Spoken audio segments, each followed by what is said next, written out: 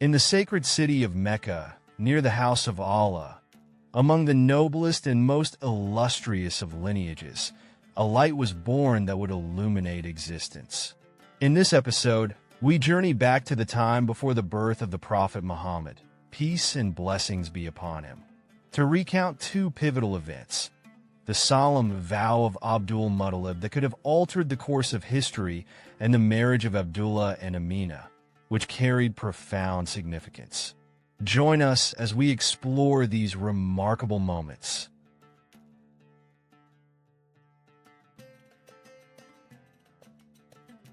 The Prophet Muhammad, peace and blessings be upon him, was born into the most honorable and distinguished lineage, embodying nobility in every aspect. He was born in the vicinity of the sacred house of Allah, the sanctuary to which hearts and people from all directions have turned throughout history.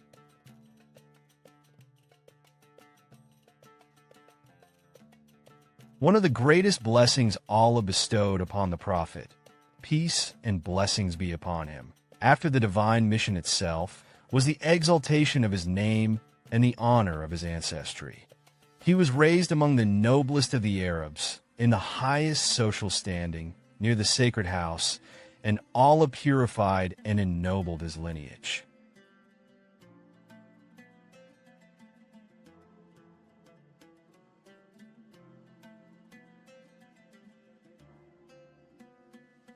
His grandfather, Abdul Muttalib, was the leader of his people and the most revered among them.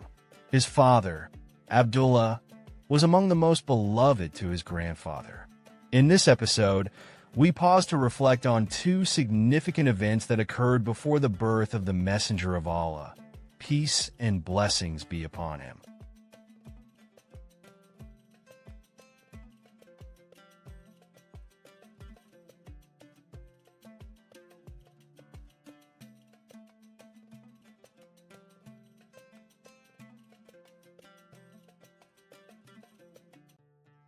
The first event.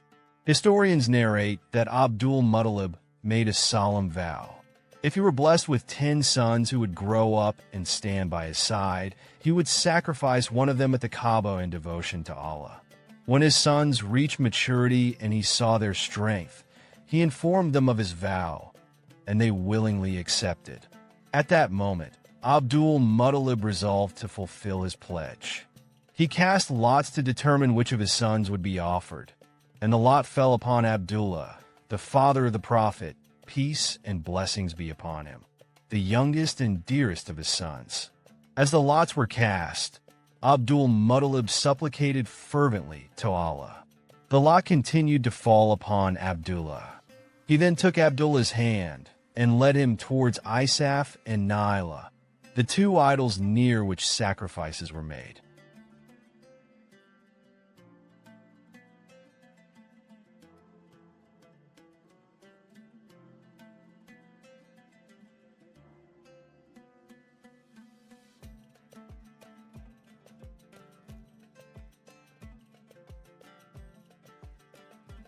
The people of Quraysh rose from their gatherings and protested, saying, "What do you intend to do?"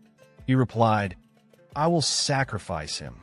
The people of Quraysh and his sons objected, saying, "By Allah, you will not sacrifice him until you have sought an alternative. If you do this, every man among us will come forth with his son to sacrifice him." Al-Mughira ibn Abdullah ibn Amr ibn Maksim intervened, saying, "By Allah, you must not sacrifice him until you have exhausted all alternatives. If his ransom can be paid with wealth, we will ransom him." The people of Quraysh and his family insisted, "Do not act rashly. Seek the guidance of a soothsayer in the region of Khaybar.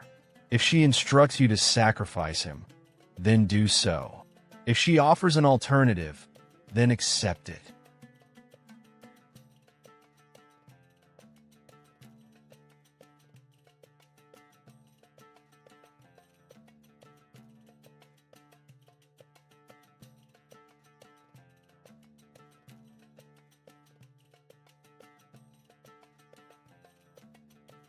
They traveled to her, and Abdul Muttalib recounted his story. She replied, "Return tomorrow, so that I may consult my spiritual guide." When they returned the next day, she said, "Yes, I have received guidance. What is the customary blood money in your tribe?"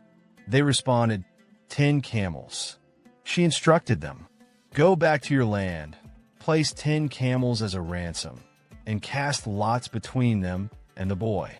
If the lot falls upon him, increase the ransom by 10 camels each time until your lord is satisfied.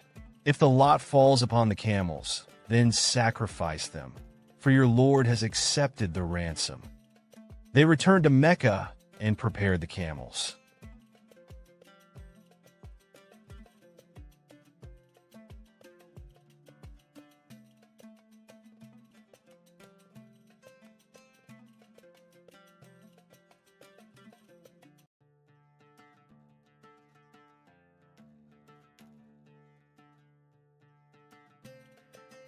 Abdul Muttalib supplicated to Allah and cast a lot between Abdullah and the camels. The lot fell upon Abdullah. They increased the ransom by 10 camels, but the lot again fell upon Abdullah. They continued increasing the ransom by 10 camels each time, and the lot continued to fall upon Abdullah until the number reached 100 camels. Finally, when they cast the lot, it fell upon the camels. The people present declared, "Your lord has accepted the ransom, O Abdul Muttalib." But he replied, "No, by Allah, I will not be satisfied until I confirm it 3 times." They cast the lot 3 more times, and each time it fell upon the camels.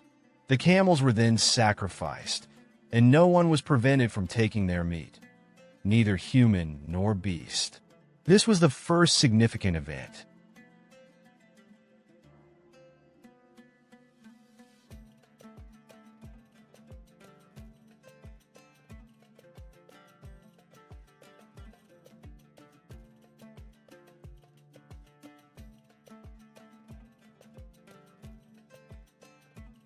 The second event, the marriage of Abdullah and Amina.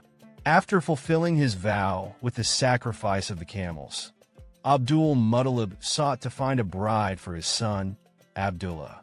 As he journeyed with him, they encountered a soothsayer from the Quraysh tribe named Fatima, who was of Jewish descent. Upon seeing the radiant light on Abdullah's face, she said, "Young man, would you lie with me now? I will offer you 100 camels in return."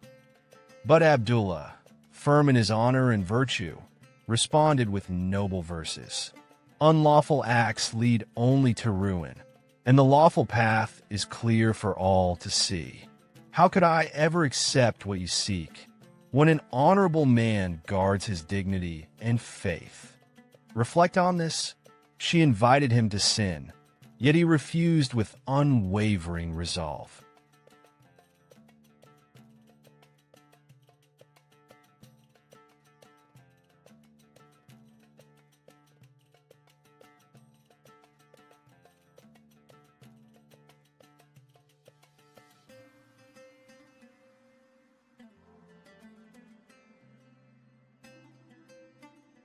This was by the grace of Allah, for the Prophet, peace and blessings be upon him, was to be born from a pure and honorable union. Abdullah's words reflect the noble values deeply ingrained in many of the pre-Islamic Arabs, values that Islam later affirmed, refined, and elevated. He declared, "Unlawful acts lead only to ruin. Death would be more bearable than indulging in sin. Death would be easier than consuming the unlawful. Death would be preferable to engaging in usury, adultery, theft, or deceit in trade. Death would be more merciful than slandering others, accusing chaste women, lying, or bearing false witness. Unlawful acts lead only to ruin, and the lawful path is clear for all to see. How could I ever accept what you seek, when an honorable man guards his dignity and faith? A noble person shields himself from disgrace and impurity, preserving his dignity."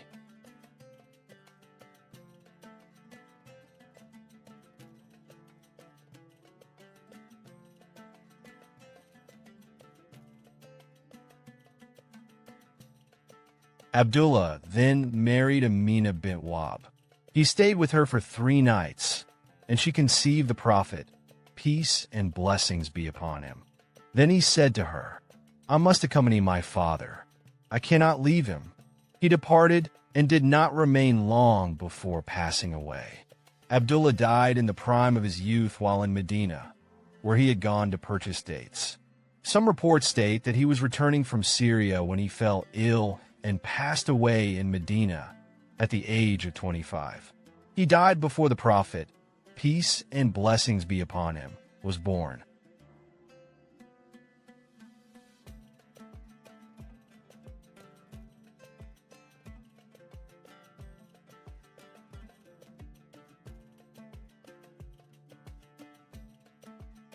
Thus, the greatest of all creation was born an orphan, but never alone, for divine care surrounded him from the very beginning.